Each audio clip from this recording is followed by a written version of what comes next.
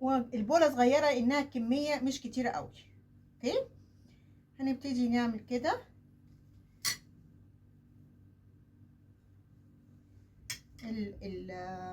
الكيكة.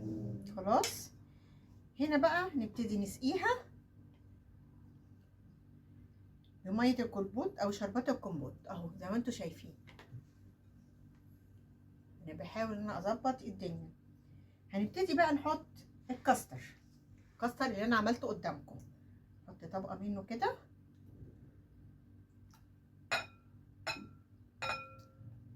الطريقة دي اهي. نعملها على 3 دفعات مثلا كده اهي. على فكرة ده النوع الحلويات ده اسمه ترايفل،